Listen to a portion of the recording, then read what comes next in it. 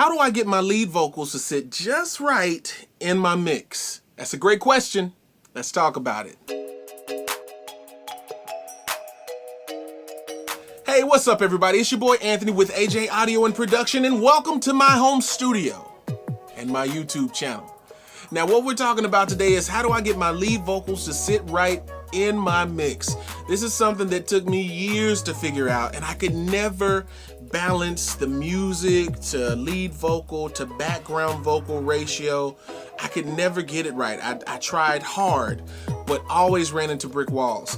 So I want to help you guys that may be having those issues today with just exactly how you do that. So I have a song that I recorded right here in my studio on my gear that I want to share with you guys, and we'll just work through how I was able to get the lead vocal to sit just right in that mix where it's just loud enough but not too loud, where it's right in your face but not overpowering, and where you get that right amount of crispiness and that right amount of mid-range, and then you can still hear the high parts or the louder parts of the vocal, and you can hear the lower parts of the vocal. So we're talking about compression, we're talking about EQ, we're talking about de-essers, we're talking about the whole gamut of what you're going to be doing and what you're going to be using for your lead vocal and how to get that thing to sit just right in your mix.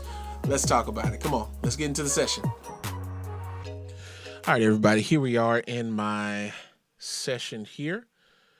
This song that I recorded is called Dangerous Games by 112. 112 has always been one of my favorite R&B groups, and they just came out with a new album last year, and this is one of my favorite cuts from the album. So I figured I'd do a cover of that, just doing the first verse and the chorus to let you guys hear the song, and then also just kind of walk through some processes as far as getting that lead vocal to sit in the mix. As you see here are my background tracks. Each harmony of the background vocals I recorded 4 times. So 4 times alto, 4 times tenor, 4 times soprano. Disregard my coloring palette over here. I didn't go back in and change stuff like I should have. Well, but you'll get the point. So let's just go from the top so you guys can first hear the song, and then we'll break down what I'm doing to the lead vocal to make it sit out on top in the mix.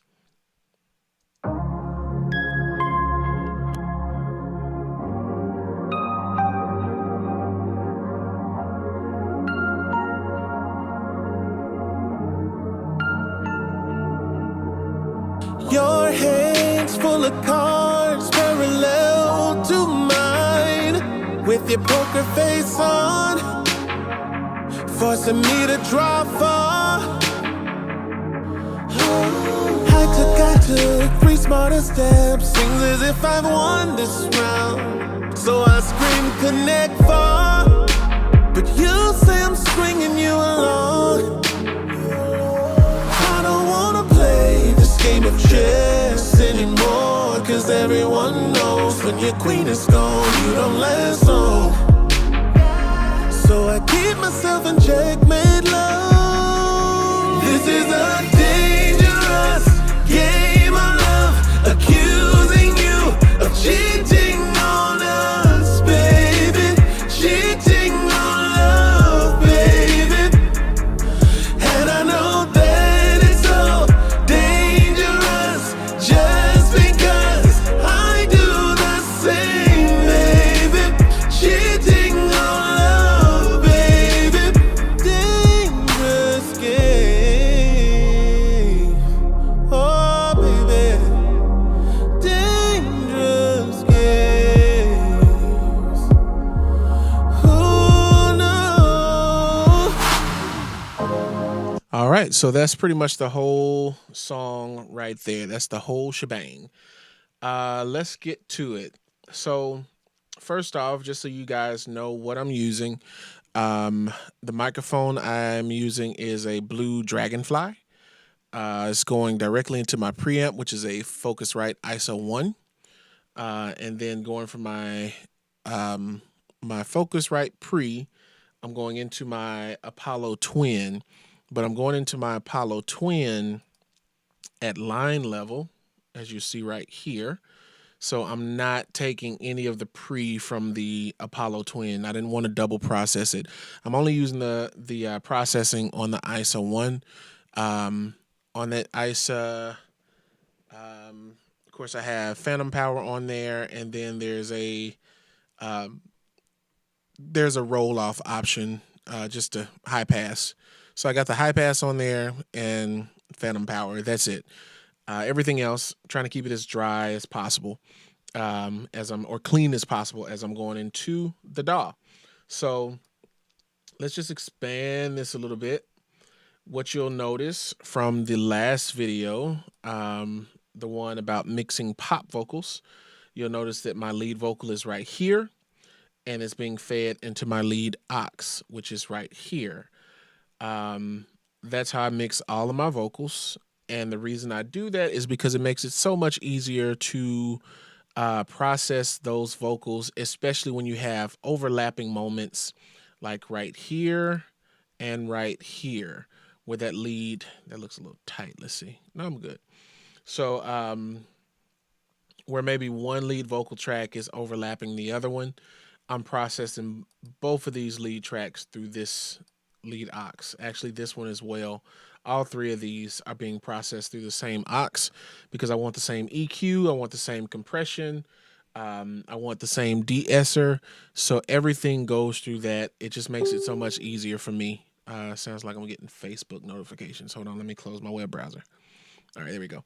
So, where was I? So yeah, basically I have this channel here, feeding it out to bus 1. And then that bus puts me right here, my input to bus 1, and then my output, of course, is going output 1 and 2.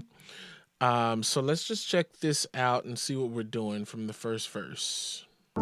Your hands full of cards parallel to mine. Now, of course, as I stated before in the other video, I do use auto-tune on these tracks. I'm recording this for fun. I'm not trying to stay on key and pitch as if I'm trying to release this to the masses or on Spotify, iTunes, or whatever. It's not my song. I'm just recording for fun, really quick, just through auto-tune on there, just to keep things keep things in tune is all that's for. Plus, the song is saturated in auto-tune anyway. The original song, most R&B and pop music is saturated in auto-tune, so I have no shame with using the plugin that I paid for. I bought it, so I'm gonna use it. But don't get it twisted. Without the auto-tune, I can sing a little bit, but the auto-tune just locks it into place for me. Your hands full of cards parallel to mine. Gotta set to the medium. With your poker face on, forcing me to draw far. So I'm not just cheating with the auto-tune. I'm just tightening it up is what I'm going for, right?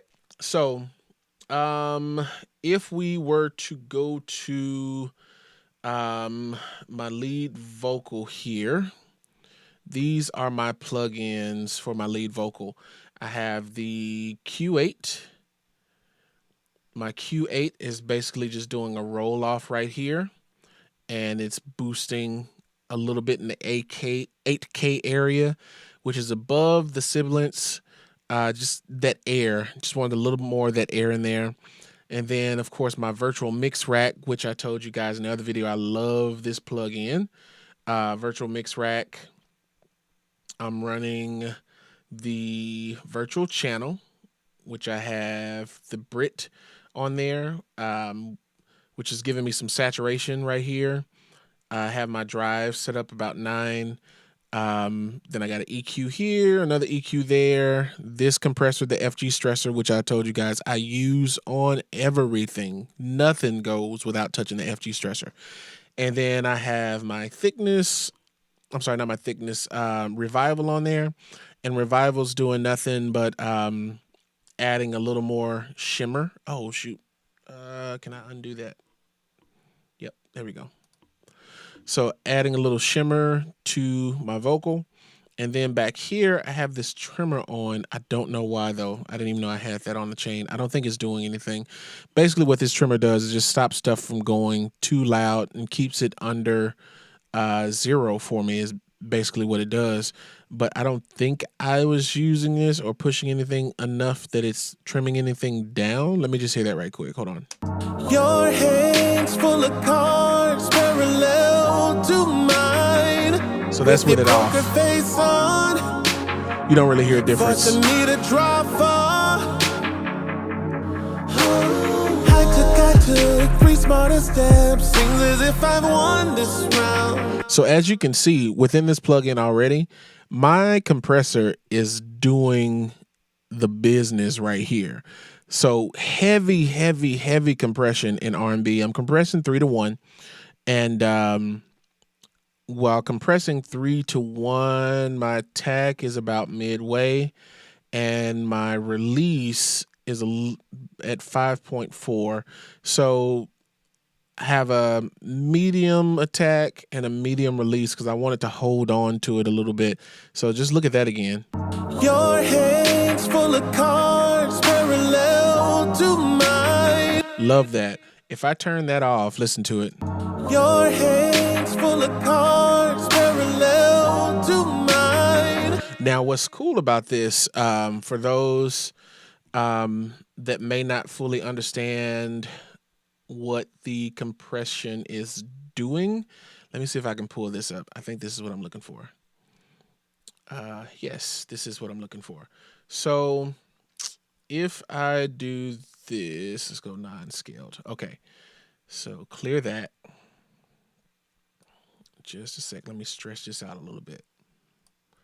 So this is what helped me get my vocals to sit well in the mix, because it's all about compression and how you use your compression is a huge part of it. And it wasn't until I fully learned how compressors were compressing that I got an understanding of what I was doing or what I was attempting to do. So let's just say that this is your waveform right here. Right? My waveform is kind of janky. Don't worry about it. It's my waveform. Right? So say that's my waveform. Okay? So on your compressor, you have your threshold, right? And say this is my threshold. This is where I want to set, that's where I want to set my compressor to start compressing, and let's say 3 to 1. That's the most common amount to compress, 3 to 1. So basically what that is saying is, if you imagine that this is my waveform, and let's just say that this little deal here, that's just my dB meter of how loud it's going to go, right? So 0 dB is up there somewhere, right? So let's just say I'm singing all the way up to 0 dB. I don't record that hot. I don't suggest you do it either, but let's just say that that's where 0 dB is. And basically what your compressor does, excuse my writing, what your compressor does, that's an M, by the way. I jacked that all up. So what your compressor does is it's going to let you set your threshold level. If I say it's right here, imagine there's a line going all the way across your waveform. Okay?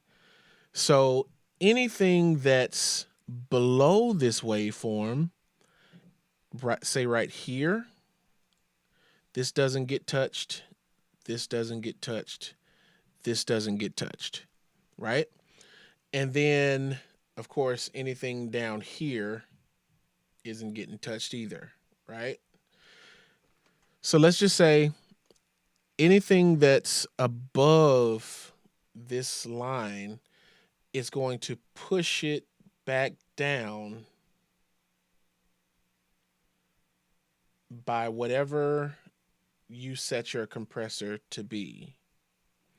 So if I have mine set to 3 to 1, that means for every 3 dB that I go over my threshold, it's going to bring it down 1 dB.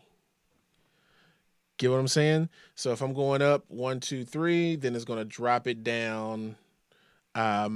It's going to drop it down lower than that. Sorry, I'm messing up my arrows and everything. I'm not the best drawer. I'm not an artist. So that's basically what your compressor is doing. So just imagine that every time you peak above or you meet this threshold, once you go up 3, it's going to bring it down 1. That's what a compressor does. So all of this stuff up here gets brought down. Now the magic of that compressor is, as this waveform is being brought down and this waveform is being brought down, you're making this match this down here. So you got your waveform that's here, so your softer words can now be heard better because your loud word, your louder phrases aren't overpowering them as much. So when I used to teach this in school, the way I would teach my students, they were younger, teenage kids, I would teach them that compression basically makes, this is the simplest way I can explain this. So don't get on me if you don't think it's correct, but just the simplest form is going to make your louder things soft. So up here, it's going to make your louder things soft and your softer things loud. So basically what's going to happen, let me clear this.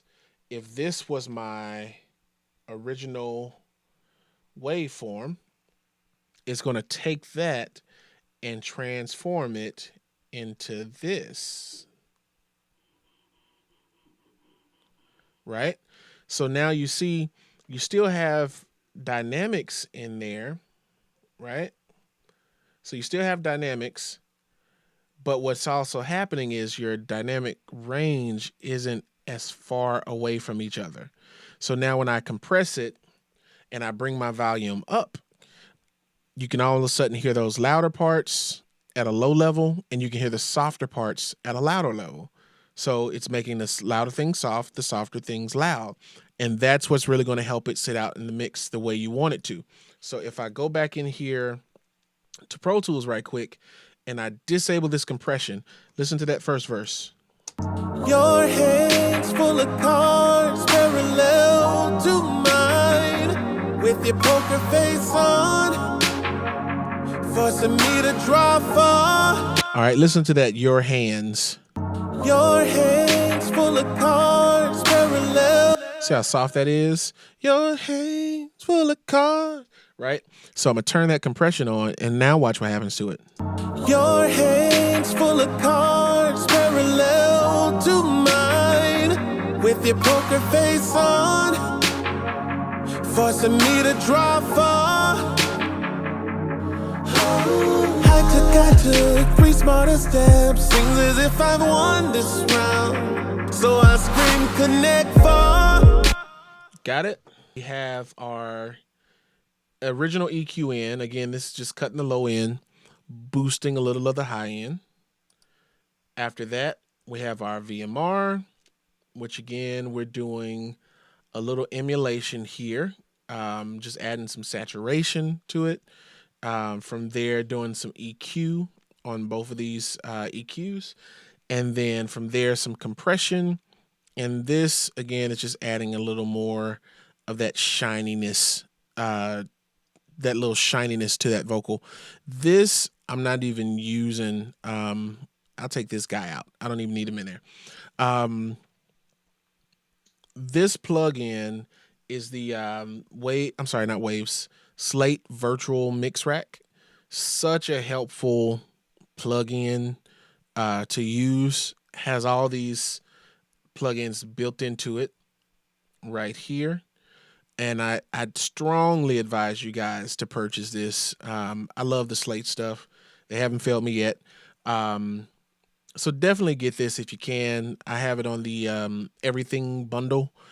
which is like $14 a month, and it gives me all of their plugins and all that jazz. Now, Waves, if you're a Waves head, there is a plugin for this with Waves as well. Does the same thing as the Shep's Omni channel. So if I load that up right quick, you can get the same thing done. All right, so enough of that with Shep's because I'm not using it right now. I'll do a review on that on another day. Coming here to Arvox, love this compressor. This compressor basically gives me all of my volume. Because what's happening here is I'm squashing everything to death on this one.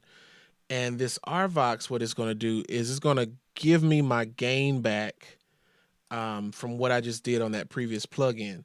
So let's just play it right quick without the Arvox on. Fast forward that. Your hands full of cards parallel to mine. So you see you can barely hear the vocal now. So I've squashed it down with this and did heavy compression on that vocal to make it sound like today's current pop and R&B vocals. And then after you do that, you don't have any vocal left. Now, I didn't want to, you can go in and adjust your output, of course. So like if I go here, right now it's set to 5.5. So if I play it. Your hands full of cards parallel to mine with your poker face on. That's one way to do it if you want to do it that way. However, this plugin, Renaissance Vox, is amazing. It adds warmth and an additional layer of compression to it. So it's just going to glue that vocal. It'll glue all these plugins onto this vocal. So let's check it with it. Your hands full of cards parallel to mine with your poker face on, forcing me to draw far. And a good thing to look at as well, if you look at this meter, you'll see how everything kind of hangs around in the same space, which is what I want for this type of song. I don't want my dynamic range to be all the way down here and all the way up here. I don't want stuff bouncing around that way. I want it to hang out right in this area where all of the lower things can be heard and all the louder things are not so loud that it's just blowing your head off. So let's listen to that again. Your hands full of cards, and you see it just hanging right in there. With your poker face on, forcing me to draw far. Amazing plugin, amazing plugin. And then of course I'm finishing that chain off with my de-esser. This actually comes with the Slate Everything bundle as well. This is the I think it's called Isis or Eosis. I haven't figured out this enunciation for this thing. But yeah, it comes with the Slate Everything bundle. And it's probably one of the better de-essers I have, with the exception to just the basic Waves de-esser. Love that de-esser too. But on a lead vocal, I love this thing. And what I really love about it is the UI. Like, check it out. Your hands full of cards parallel to mine. So it's actually going to give you a heat signature of how much it's compressing. I'm sorry, not compressing, but how much it's de-essing. And actually, compression pretty much, if you didn't know what a de-esser does, basically what you do is you set its threshold just like a compressor, but it's only compressing the frequencies within that range where the sibilance is. So in this case, I have it set around that 5K-ish area, and that's where it's pulling it out. And as I play Your it, hands full of cards parallel to mine with your poker face on, forcing me to draw far. and of course, that's just making it so that those T's and S's aren't harsh. So if I mute that, check it out. Your hands full of cards parallel to mine with your poker face on, forcing me to draw far. See, and I don't want that because you got to remember, at the top of my chain, I'm adding in a lot of this high-end stuff. And then once I go into my VMR, I'm adding in more of that high-end stuff in there. I'm adding in a little more up here on my EQ. I'm putting that high-end stuff purposely up here in 16K. I'm adding a little more of that airy breathiness in there. Shimmer's doing the same thing. So if you're adding in all of that crispiness into that vocal, you have to come in there somewhere with a de-esser to pull some of that out, or it's just going to get irritating to the listener. Like, it's going to sound horrible. So that's important. Always finish your vocal chain off with that de-esser. So after you get that on there, your last thing is to basically just set the level of your track to make sure that it matches with the music or the intensity of the music. So I brought my music down just a little bit. It's no longer at 0 dB, got it hanging out at 6.8. And then from there, you're mixing to taste. So if I turn this all the way down, let's go here and I'll play it.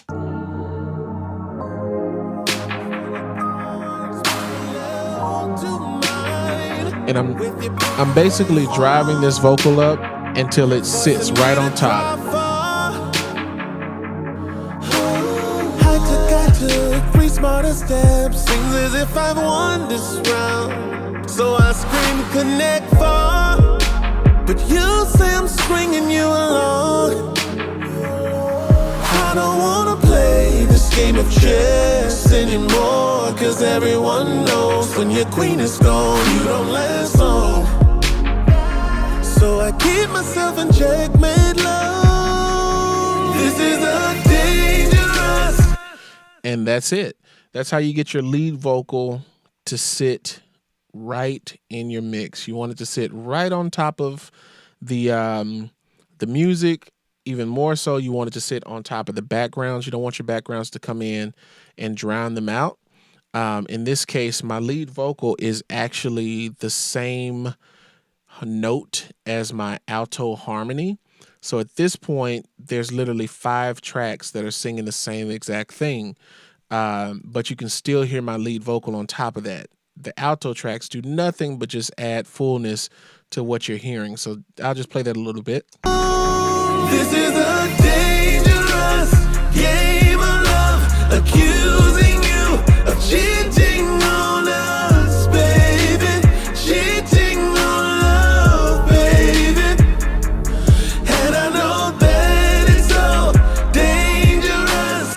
And then, of course, the other great thing is, since these tracks are separate, this one is separate from this. They're on 2 different channels, but they're feeding into the same aux. If I wanted to, I can always go in here and boost this one up by itself just to get a little more volume out of that chorus. Love, this is a dangerous game of love, accusing you of cheating on us, baby. Cheating on love, baby. And I know that it's so. Got it?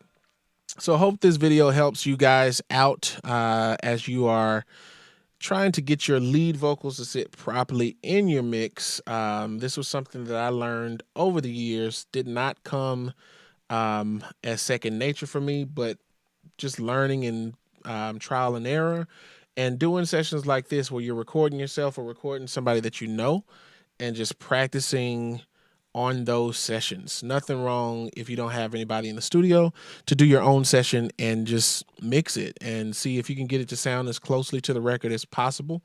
I didn't mix this much, maybe spent about 30 minutes on it, just getting levels right for this video. So hopefully it sounds all right on your cell phones and your earphones and on your speakers. And that's pretty much all I got today. So always remember to click that subscribe button below, click that notification bell icon to the right so you can be notified every time I release new video content on this channel every Monday. Till next week, I'll see you later. Peace. Your hands full of cards parallel to mine, with your poker face on, forcing me to draw far. I took 3 smarter steps, seems as if I've won this round. So I scream connect 4, but you say I'm stringing you along. game of chess anymore. Cause everyone knows when your queen is gone, you don't last long. So I keep myself in checkmate love. This is the